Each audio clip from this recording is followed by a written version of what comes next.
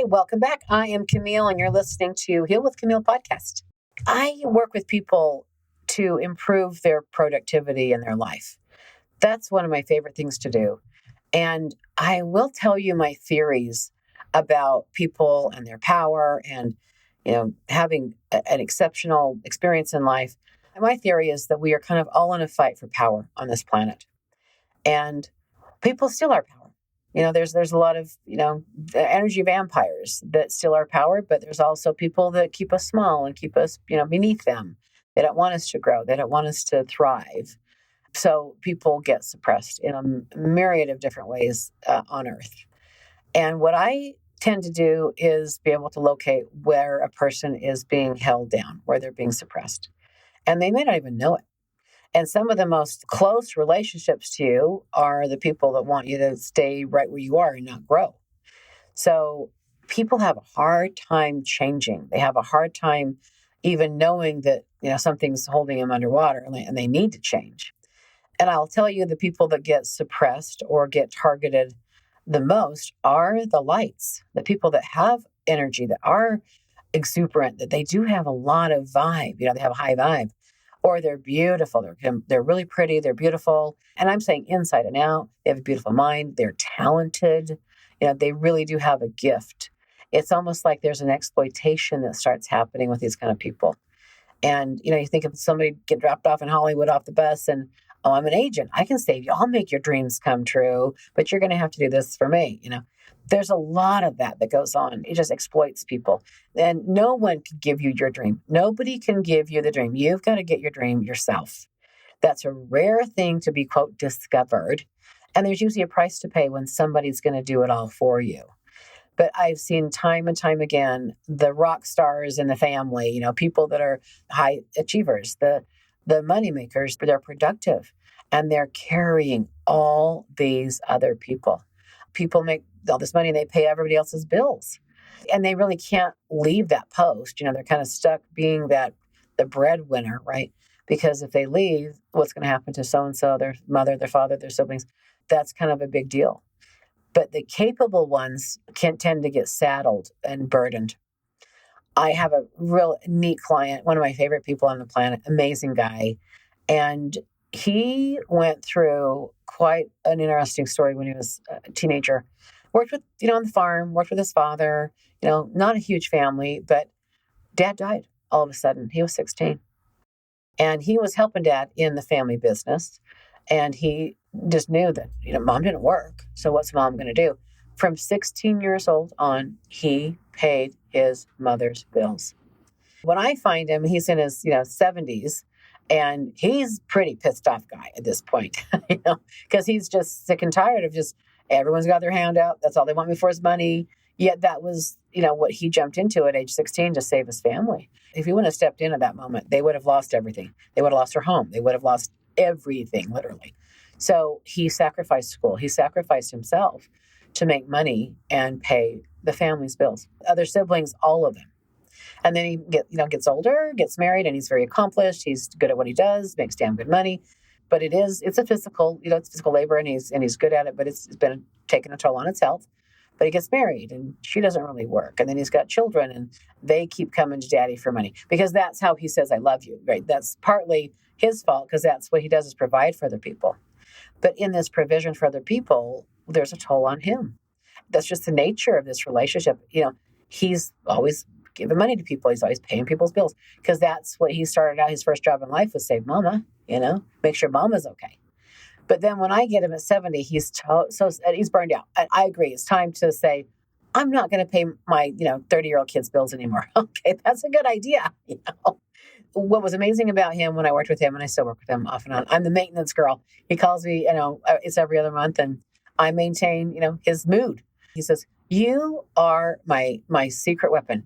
He'll call me and we're half hour, we're done. Like he's just cleared everything out. He knows what's going on. He's in a great mood. He feels amazing. Talk to you next month. But what was happening is he literally felt like he had to. He couldn't say no. He could not tell people no. And so when I meet him, I point out that there's all these little albatrosses around his throat and all these little parasitic energies, friends and girls and just people that just keep siphoning from him. So he couldn't build his own empire. He couldn't have his own nest eggs, right? He had some, but he needed to really, he should be able to retire when he wants to. But when I started pointing out what the dynamic was, here's what it is. The definition of a criminal is someone who gets something for nothing. And if that person that is grifting off you and they just keep taking and not contributing, not giving back, and it's expected and they're entitled, that's just who he is and he's got to keep doing this. That's him building a criminal. When he realized that he had allowed all of this and it was pretty much up to him, I'm like, well, you're the one in charge of your schedule. You're the one in charge of writing those checks. You sign the checks, nobody else. When he realized that this is what he was doing, and it was actually out of duty and obligation because he loved his family, the original motive was to save his mother and then the siblings and family. I said, you can still love them without having to give them money. I helped him process through how he got himself here, how he wound up being this guy, and how he got stuck in this dynamic being that person to save everybody. So he worked through all of that with me, and he's created healthy boundaries. He's, telling people what he can and cannot do, what he won't do anymore. He's not giving people anything they don't deserve anymore. This is all he needed just to change his life. He is so free. He's not trying to take anybody or hurt anybody. He just wants people to love him for him and not just because he throws money at them. And now he's seeing that the family members do love him. His children do love him. They want him. They don't just want the money. So huge miracle that happened in that guy's life. And again, he's doing phenomenal. So these are the kind of stories. These are the kind of things that I see happen all of the time. And hurt people, right? So if you get yourself tied into someone who's so struggling and suffering, I think it's pretty incredible that guy saved his mom and paid all her bills. He paid her bills till the day she died, by the way. I mean, he literally paid her bills to the day she died. This was probably 40 years of saving his mother. And he started that at 16. Pretty incredible, right? So that's love. I mean, that for him, that was sacrifice. Is that right or wrong? It just is. He chose it. That was what he needed to do and wanted to do. I'm inspired by that. But all of these kind of dynamics we get ourselves into because we feel sorry for people. We feel like they can't do it. And again, I'm not bashing him. He did what he thought he had to do, and good on him. If he could pull it off, good. But then he started doing it with everybody else because that's his one way of showing how he loves people, right? But I do think in the world, other people are always trying to take advantage of people that are stronger. The kind of people like this other client I'm talking about, he is solid. He's a rock star, very capable, very talented, a can-do person. So people are going to exploit that. And if you're not careful, you'll get exploited too for your gifts and the abilities you've got. I've got one lady that, she's a phenomenal counselor. And she kind of grew up with a dysfunctional mother and father. And her job was basically make mama look good. Literally, from fashion, clothes, therapeutic. She was always enabling her mom because if she didn't, she was going to be in trouble. Only daughter, but she always had to cater to mom's whims and needs. And mom's a narcissist, full blown. And dad, he caters to her. He's constantly having to kiss her butt. And this is what this amazing counselor was doing too. And notice she's a counselor. Her first client was her mother. And she's so good at what she does. And people love her. They'll spend so much money to see her because she's so good. But on some level, she's so unfulfilled. So, she's coming in with a successful career and she's really going to be well known. I think she's going to be incredibly famous for what she does. She's got a gift. Her gift is I say, you are the sun shining. And when you shine on people, they bloom. This is her gift. But she's exploited for it. Nobody really sees her. And nobody has seen her probably her whole life. She's having to rethink, do I want to keep putting all this energy out there? And true to form, like this man that was paying his family's bills, she started out being mommy's therapist, mommy's counselor, and everybody in the family, because that's the skill set she learned very early on to survive. So she's energetically paying them a lot of energy, a lot of money and energy, and she's giving them everything she's got to help them in their lives. It's a compulsive pleaser energy. And she's doing it with her clients and she's very successful, but it's draining her. It's killing her. She doesn't want to quit her work. She loves what she does. And I said, well, if you get paid for it, does it take as much out of you? No, I don't feel so used or so drained. But I said, let's make a list of anyone you're doing this with purely out of obligation, purely just out of soul obligation. And that's the list we have to start eliminating. We have to start taking people off that list because you have got to stop enabling people or over giving or making their lives work and your life not work because she's drained. So we've been doing that. And she's literally been either breaking up with people or reestablishing a new boundary with them, sharing the truth with them, what's going on. Some people have been really receptive. Oh, I didn't want this to this way. I'm so glad you're saying this because I want to contribute to you too. There's been some miracles with that. But truly, most of the people are just, pissy. Like they're mad that she's going to quit giving them. They're losing their free ride, so to speak. They're losing their free therapy is what they're losing. And even now, she's broke up with her mom. And again, I'm not trying to break people up, but it's a boundary she needed to set because she literally was not able to say no to her mom without massive fights. So finally, she just said, I can't do this anymore. And she actually has taken a breather from her mom. It's been a month. When you go through these kind of things, it's a divorce. It's a huge divorce. It's like a death moment. And you feel so guilty, even though you're 50, you feel so guilty and so bad about your hurting your poor mommy by not doing everything you've always done for her before. But she has to, or she's never going to really be able to hold the space for true boundaries. Look, and the original person that got her into this over giving energy was mom. So now they've kind of broke up. They're taking a break. Mom's mad about it, but my client needed to do that for her own sanity. And, the interesting thing that happens when you've given all you've got to give is when that breaks, that relationship's out of your life, you're exhausted. Now, all of the stuff that you have suppressed, that you've held back in your life, that you didn't tend to or care for because you had to save everybody else, now you are looking at you. Now you have to look at you and you have to nurture, love, honor, take care of yourself. Because if you don't, when are you going to? It's almost involuntary. She can't help but feel her sadness, her pain. When, she looks at her inner child, that little girl inside of her, she says, I feel like a 10-year-old, I said, well, keep looking at her. She's going to get older. She'll grow, enjoy the youth, when you look at her. But it's been extraordinary to see her kind of just unthaw and feel and heal. And I get to be the one that helps her do this when she's been such a gift to so many people in her community. I mean, just a rock star of a counselor. It's so amazing when people stop and really process their stuff that, the lies they're living, the original job they had in life when they were children, and they kind of decide what they're going to do in their future. And it does change your relationships. When you change, your environment has to change. And if your environment doesn't change, usually you can't maintain the change. When an environment changes, people change as well. So this is an opportunity to realize if you really want change your environment, change the people in your life. We're kind of a combo of what is it, the top 5 people we associate ourselves with. And if you want to be a rock star, associate with rock stars. You want to play better tennis? Play with someone who's better than you. That's how that works, right? So we tend to, build each other up or bring each other down.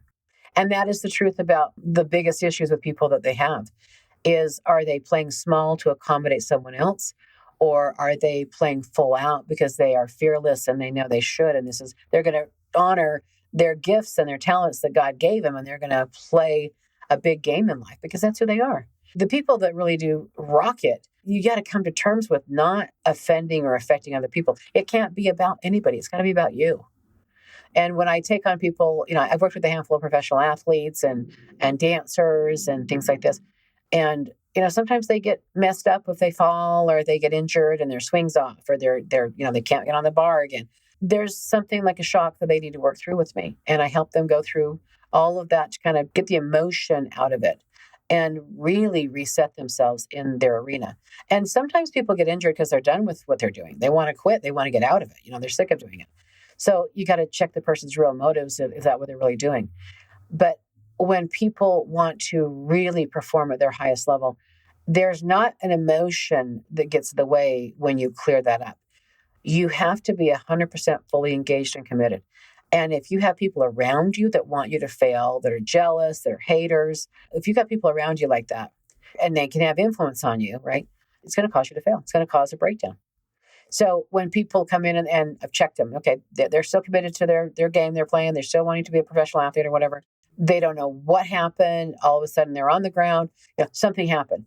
I actually have them look around and say, is there anyone around you that was wanting you to fail psychically, spiritually?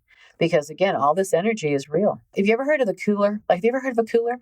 So in Vegas, people are gambling and they got eyes in the sky watching and thermography, and they're seeing if people really are winning. Is this a legitimate win? Are they cheating? But there is a energy that when you're really winning, it's legit. So if it's too much win and they keep on winning, maybe the manager says, hey, send in the cooler. Send in that cooler. A cooler is a person that is the low vibration. It's that suppressive kind of energy I'm talking about. And all they have to do is just go stand next to the table. And they will just kill the vibe. They will just kill that energy. That's a psychic vampire is what that is. But those kind of people do exist. So it's kind of a cooler experience. And so if you've ever been flying high and things are going great until you meet somebody or you started a new friendship, a new group or something, and there's a psychic vampire there. I call them suppressive people. Those kind of people that just kill the vibe. They just bring the energy down. To really become a high performer in life, maintain critical gains and continue to thrive and grow, you have got to eliminate these kind of people from your life. You have got to find out who is sabotaging you from the background, and you've got to do whatever you can to neutralize their impact on you. If you don't, you're not going to get beyond what you've already done. And I can't tell you how many people I've seen, and this is common with, love. People fall in love and then all of a sudden you never see them at family dinners and they're isolated, or I call it the Black Widow experience. It's like they're in a relationship and that person just don't want to share them. And, oh, they're doing this now. They're making them leave their family and friends or they're fighting with their family and friends. They're kind of making them break up in a way because they want to be first. They want to be the center of their world. And so they kind of isolate and take them out of their life. And then I notice the light in their eyes go and the spark is gone. And, they just don't have the luck they used to have. That little pep in their step is gone. And the people that are high vibe, that are high tone, I call them, they do have a bounce in their step. They are can-do people. They're positive people. Those are the people that tend to get parasited off of. That's where you're vulnerable. If you're too pretty, if you're too rich, if you're too amazing, if you're too talented, someone's going to come along and try and exploit that or suppress that, right? And that is dangerous. That's a very dangerous thing to go through. I think 1 in 25 people have this kind of issue, by the way. I think statistically, maybe it's more. But you have to know people. You have to read them. And some people cannot see evil. They don't want to see the evil. They don't want to look at someone like, oh, they want to hurt me. Yeah, they're actually hurting you. They don't want to see that because if they see that, that alters their belief of how the universe is or something. But some people just legitimately cannot spot the evil. They just can't do it. And then they bump into these kind of people all the time. And they can never get beyond a certain level of success in life. They're always just, right under that where they want to be or they lose everything. I can't tell you how many people that I've known with chronic illnesses or that committed suicide. And it's like right before that person took their own life, they were with somebody, maybe a new player in their life, but they had just met somebody and there just was a different vibe. They were isolated. They were pulled away from traditional friends and family. I've seen so many dark things happen with these kind of people. And I teach you how to spot them. I have a whole chapter in my book about what to look for in people. And if they have these characteristics, how do you spot them? How do you avoid them? And if you don't, your life's going to start roller coastering. I call it the roller coaster effect. And if you're roller coastering, your life's up and down. You're healthy, you're not healthy. You're just going through something all the time. You're never stable. And then people think you're bipolar. They think you're crazy. They think that you're just unstable. But you've got somebody around you that really wants you to fail. Oh, that was a lot. Sorry if I was firehousing you today, but this is my theory about life. It shouldn't be so hard. I don't think God wants us to fail. I think we're built for a purpose. We all have a calling. And you have to sort out what that is and then live like that matters because it does. It's the only thing that does matter, really. Because if you don't really spend your spirit in the right direction and do everything you're meant to do with this life and your gifts and talents you've been naturally given, why be here? Like, what is life for if you're not able to do your calling, to be who you're supposed to be? Live authentically, right? So don't let people slow you down. Don't let them put a stick in your spoke. You want to check the people around you, make sure they do have your best interests at heart. I have the technology to show you that. So if you want to sort that out, sort the people in your life out, see if you've been suppressed in your life, and if you could actually thrive to higher highs, I'm your girl, I'm your coach. You can reach out to me, get a hold of me at my website, healwithkimile.com, HEAL with KIMILE.com. I'd love to work this through with you. Hey, thanks for listening. We'll see you next time.